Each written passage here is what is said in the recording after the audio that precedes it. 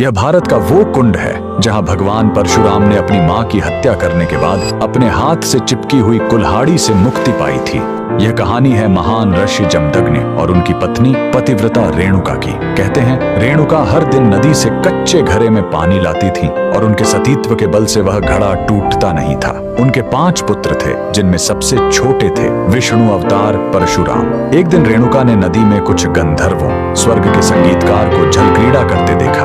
उन्हें देखकर एक पल के लिए उनका मन मोह में पड़ गया और उसी क्षण उनके सतीत्व का बल टूटा और कच्चा घड़ा टूट गया। जब वो आश्रम लौटी तो ऋषि जमदग्नि ने अपने योग्य बल से जान लिया कि उनका मन भटक गया था।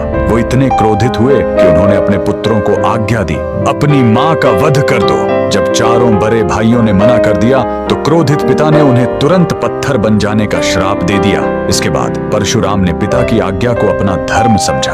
उन्होंने भारी मन से अपनी कुल्हाड़ी उठाई और अपनी ही मां का सिर धड़ से अलग कर दिया। उनकी आज्ञाकारिता से प्रसन्न होकर जमदग्नि ने वरदान मांगने को कहा। परशुराम ने तुरंत अपनी मां को फिर से जीवित करने और साथ ही पत्थर बन चुके अपने चारों भाइयों को भी मुक्त करने का वर मांग लिया। सब फिर से जीवित हो गए, मानो कुछ हुआ ही ना हो। लेकिन कहानी यही खत्म नहीं हुई। मातृ हत्या का पाप उस कुल्हाड़ी पर एक दाग की तरह चिपक गया और वो उनके हाथ से अलग ही नहीं हो रही थी। उस पाप से मुक्ति पाने के लिए वह दर दर भटकते रहे, लेकिन कोई भी तीर्थ उस कुल्हाड़ी को छुड़ा नहीं सका। अंत में वह पहुंचे पूर्वी हिमालय की लोहित नदी के किनारे और जैसे ही उन्होंने इस कुंड के जल को छुआ, चमत्कार हुआ। कुल्हाड़ी अपने आप उनके हाथ से छूट गई। यही पवित्र स्थान आज अरुणाचल प्रदेश में परशुराम कुंड के नाम से जाना जाता है। आज भी हर साल मकर संक्रांति पर हजारों श्रद्धालु यहाँ इस विश्वास के साथ डुबकी लगाने आते हैं कि यह कुंड उनके सारे पापों को धो डालता है, ठीक वैसे ही जैसे इसने स्वयं भगवान परशुराम को पाप मुक्त किया था।